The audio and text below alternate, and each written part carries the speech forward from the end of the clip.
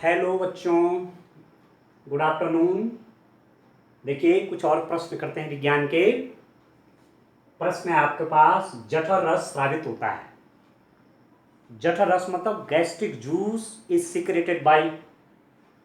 देखिए जब हम भोजन करते हैं तो मुंह में ही भोजन में लार मिल जाती है। ठीक है, ठीक है। तो मुंह से ही भोजन का पचना एक प्रकार से शुरू हो जाता है। अब उसके बाद ये इस नली के माध्यम से, ग्रास नली के माध्यम से वो स्टोमक में जाता है। ठीक है, वहाँ उसमें हाइड्रोक्लोरिक एसिड आदि रस मिलते हैं। ठीक है, एक जगह से आपका जठर रस स्रावित होता है। जठर रस भी निकलता है, किससे निकलता है? अब देखो, जठर रस ये निकलता है आमाशय से। ठीक है, जठर रस कहाँ से निकलता है? ये आपके स्टोमक से निकलता है, जहाँ भोजन रहता है। ठीक है बच्चों, इसके अलावा उन्होंने आपको दे रखा है, विकल्प दे रखे हैं। यकृत, यकृत से क्या निकलता है मैं अलग से दिखा देता हूँ। एक तो आपको याद रखना है कि जठर रस स्रावित होता है कहाँ से? आमाशय पर। और एक चीज आपको और कह देता हूँ कि बच्चे गलत बहुत उतार रहे हैं। देखिए गलत मत उतारिए, आप सही सही उतारिए आराम से। इतना साफ साफ लिखा हुआ है, गलती ना करिए। ठीक है ना, ये आपको ध्यान रखना है। अब आगे जब आप भेजेंगे, आप मुझे काम भेजेंगे, उसमें मुझे देखना चाहूंगा कि गलती नहीं होनी चाहिए, एक्यूरेट लिखो। ठीक है, तो जठर रस कहाँ से निकलता है? गैस्ट्रिक जूस आपका ये स्टोमक से निकलता है। पहला दे रखा है यकृत। अब देखो यकृत से क्या निकलता है? यकृत को बच्चों इंग्लिश में बोलते हैं लीवर। लीवर, यकृत से क्या निकलता है? पित्तरस। पित्तरस आदि तत्व हैं। पित्तरस, बाइल जूस निकलता है। ठीक है, बाइल जूस निकलता है। ठीक है, ये आपको ध्यान रखना है। लीवर से, पित्तरस से बाइल निकलता है। ठीक है, ये भोजन पचाने में ये भी मदद करता है। एक है आपका पैंक्रियाज, अग्नाशय द्वारा। ये जो डी वाला, दूसरा नंबर वाला अग्नाशय, पैंक्रियाज। ठीक है,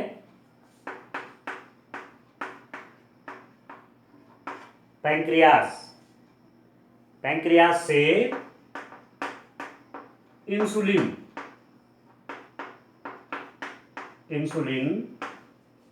नामक हार्मोन निकलता है। इंसुलिन हार्मोन निकलता है।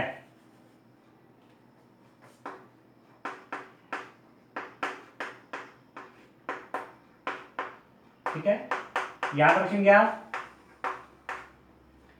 ये क्या काम करता है? देखो ये बाइल जो पित्तरस है, ये फैट को पचाता है। ठीक है, वसा को पचाता है। और ये अग्नाशय इंसुलिन किसको पचाता है? ग्लूकोज को पचाता है। ठीक है, तो आपने सुना होगा कि मधुमेह रोग हो गया, डायबिटीज हो गई, तो जिनके शरीर में इंसुलिन हार्मोन की कमी हो जाती है, मतलब पैंक्रियास ठीक से काम नहीं करता, या तो इंसुलिन बहुत कम बना रहे या नहीं बना रहा है। ठीक है, ठीक है ना। तो ऐसी स्थिति में टाइप 1 डायबिटीज, टाइप 2 डायबिटीज, वो तो बड़ी चीजें हैं, पर आपने सुना होगा डायबिटीज हो गया या शुगर हो गया, इसका मतलब इंसुलिन हार्मोन उनके शरीर में या तो नहीं बन रहा है या कम बन रहा है, उससे ग्लूकोज का नहीं पचता शरीर में। ग्लूकोज शरीर में क्या है? हमारे शरीर में जो ताकत आती है, मैं जो सब बोल रहा हूं, जैसे आप चलते फिरते इधर उधर, वो सब ग्लूकोज ऊर्जा देता है शरीर को। तो ग्लूकोज के पचाने में इंसुलिन का बड़ा रोल है। तो जिनको डायबिटीज हो गया, जिनके अग्नाशय से इंसुलिन हार्मोन कम बन रहा है या नहीं बन रहा है, उनका ग्लूकोज का पाचन नहीं हो पाता है और उनके शरीर में ऊर्जा नहीं रहती। फिर वो थकान महसूस करते हैं, खूब खाना खाते हैं, खूब खाते हैं, परंतु शरीर में ऊर्जा नहीं बनती। तो ये दो चीज़ें आप याद रखें। यकृत से पितरस बाइल जूस निकलता है, ये कौन है, और अग्नाशय पैंक्रियास से इंसुलिन हार्मोन निकलता है। और एक आपको ये बता दिया कि आमाशय से जठररस निकलता है। ठीक हो गया, ठीक है रेस्टेंट। अच्छा जी, चलिए नेक्स्ट क्वेश्चन, दूसरे क्वेश्चन पे चलते हैं। दूसरा लिखते हैं, इनको याद भी करना है आपने इन प्रश्नों को, ठीक है। जब प्रश्नों को याद करोगे बच्चों तब जाके फायदा होगा कुछ, नहीं तो कैसे फायदा होगा, और फायदा नहीं होगा तो फिर परीक्षा कैसे पास होगी। समझ रहे हो बात को।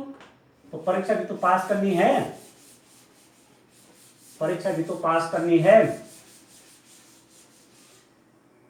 परीक्षा पास की तो पढ़ना पड़ेगा भाई, ऐसे नहीं होगा, खूब पढ़ना पड़ेगा। इतना ही नहीं जितना मैं करा रहा हूं, ये तो थोड़ा थोड़ा ऐसे ही। आंतरिक निषेचन होता है, क्वेश्चन नंबर 74 देखिए। आंतरिक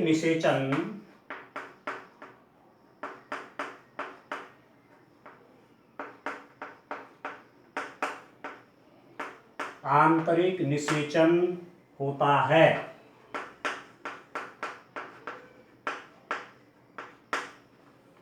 नंबर ए, मादा शरीर में,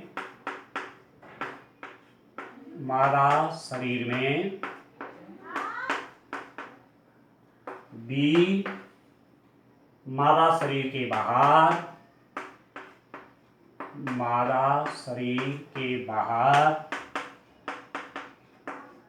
ठीक है। सी आपका नर शरीर में,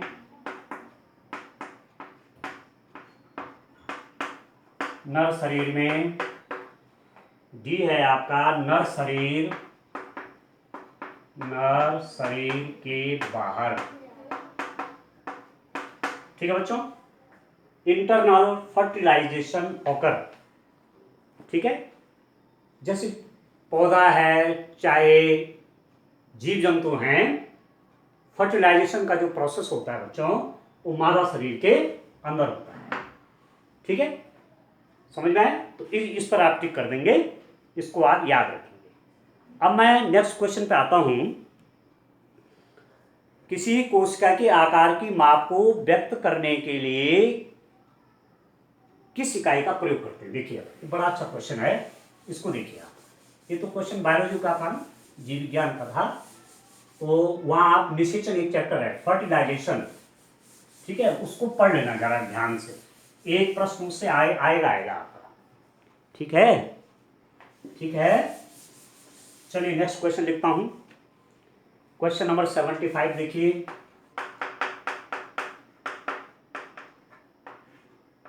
75 ये है स्टूडेंट, किसी कोशिका के आकार की माप को किसी कोशिका के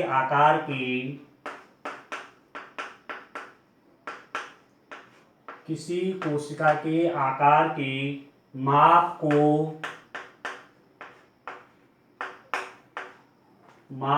व्यक्त करने के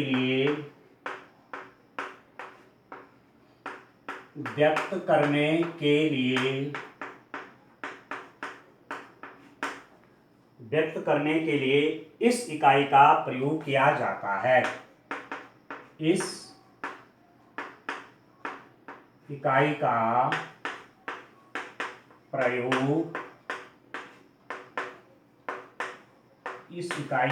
प्रयोग किया जाता है। देखिए किस इकाई का, नंबर 1 ए है आपका सेंटीमीटर, ठीक है। बी है आपका मिलीमीटर,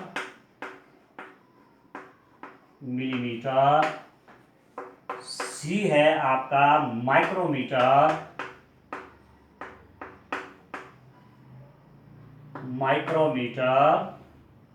और डी है आपका मीटर। ये बड़ा अच्छा प्रश्न है बच्चों। कोशिका ना, शरीर, हमारा शरीर किससे बना, कोशिका से बना है। ठीक है, कोई पौधा है उसका शरीर भी किससे बना, कोशिका से। पौधा भी कोशिका से बना है, हमारा शरीर भी कोशिका से बना है।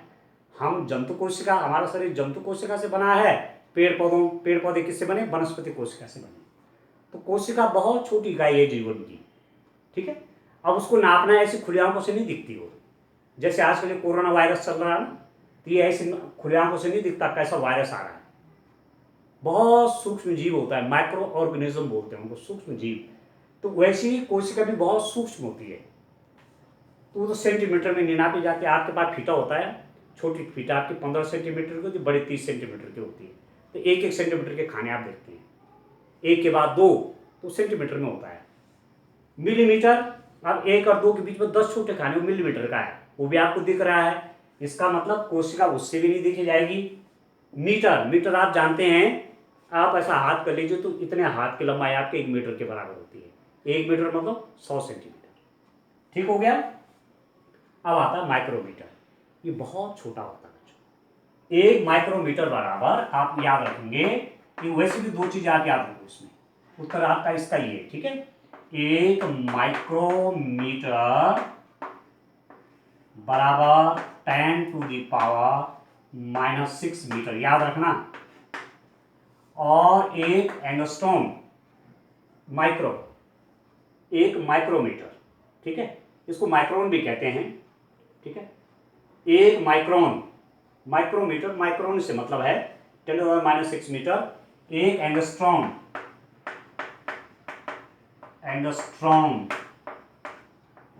आपका 10⁻⁻10 मीटर होता है, ठीक है। मैं इसको लिख देता हूं, 1 माइक्रोन, ठीक है।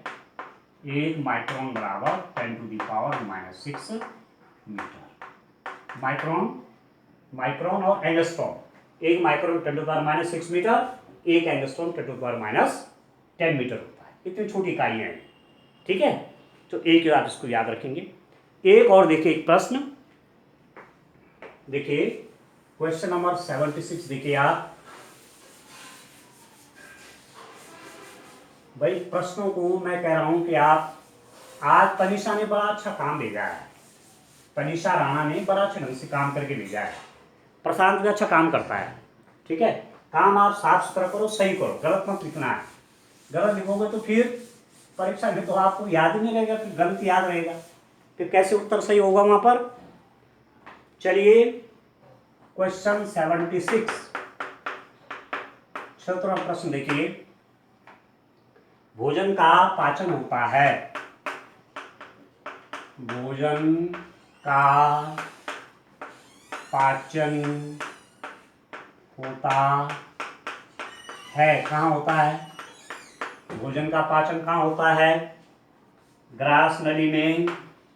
पहली बात, पहला विकल्प है ग्रास नली में होता है क्या? अभी आपने सोचना है।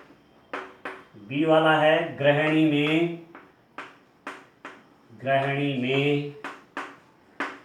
तीसरा है सी वाला विकल्प है यकृत में, यकृत में। और डी वाला है बड़ी आंत में, बड़ी आंत में, ठीक है। ग्रास नली, ओसोफिगस, ग्रहणी, जो ड्यूोडेनम, यकृत, लीवर, लार्ज इंटेस्टाइन। अब आप सुनो, ठीक है। आप खाना खा रहे हैं, मुंह में खाना आया, ठीक है, आपने उसको दांतों से चबाया, उसमें लार मिली, उसके बाद वो ग्रास नली के माध्यम से नीचे जाता है। तो ये ग्रास नली जो है, ये तो मुंह के खाने को आपके आमाशय तक पहुंचाता है, ये काम है इसका, ठीक है। तो ग्रास नली में भोजन का पाचन तो नहीं होता, पचना, भोजन पचना आप जानते हैं, ठीक। यकृत से तो जूस निकलता है, बताया था, बाइल निकलता है, पित्त रस निकलता है, ठीक है, यकृत से तो वो निकलता है। बड़ी आंत में याद रखना, बड़ी आंत में पानी का अवशोषण होता है, पानी भी तो पीते हैं आप, ठीक है। तो जब भोजन पच करके आगे बढ़ता है, बड़ी आंत में जाता है, तो उसमें जो पानी की मात्रा होती है वो बड़ी आंत में अवशोषित हो जाती है। छोटी आंत में भोजन पचता है, ठीक है। छोटी आंत में काफी कुछ जो न्यूट्रिएंट्स हैं फूड के, भोजन के जो न्यूट्रिएंट्स हैं उनका एब्जॉर्बेशन होता है छोटी आंत में। परंतु जो ग्रहणी है, ये ग्रहणी आपके आमाशय से लेकर के छोटी आंत के बीच का भाग है। आमाशय जिसमें भोजन इकट्ठा रहता है, उसके बाद से लेकर के थोड़ा सा, ठीक है, आमाशय के आगे और छोटी आंत के पीछे वाला जो भाग होता है उसको बोलते हैं ग्रहणी। यहाँ भोजन का पाचन होता है, याद रखना। ठीक हो गया। ग्रास यूनिट तो भोजन को आगे ले जाती है, यकृत से जूस निकलता है बाइल, ठीक, जो कि फैट को पचाता है, वसा को पचाता है। बड़े आंत में पानी का क्या होता है, अवशोषण, इसमें पचा हुआ भोजन जाता है यहाँ पर। यह ग्रहणी में भोजन का पाचन होता है। ठीक है, तो 4 प्रश्न मैंने लिखा दिए, इनको कॉपी में आप लिखेंगे। और मैं आपसे कह रहा हूँ कि 10 प्रश्न रोज विज्ञान के और 10 प्रश्न रोज सामाजिक विज्ञान के आप बढ़िया हैंड राइटिंग में याद करके भेजेंगे। मतलब वो जो प्रश्न आप मुझे भेजेंगे वो आपको याद भी होने चाहिए, एक एक नंबर के जैसे होता है। ठीक है, जैसे ये है, भोजन का पाचन कहाँ होता है, आप लिख रहे हैं ग्रहणी में, ऐसे ऐसे एक एक शब्द में जिनका उत्तर हो, ज़्यादा एक लाइन में। तो 10 विज्ञान के और 10 सामाजिक विज्ञान। ठीक है, ठीक है, तो आज के लिए इतना काफ़ी है। Bye bye.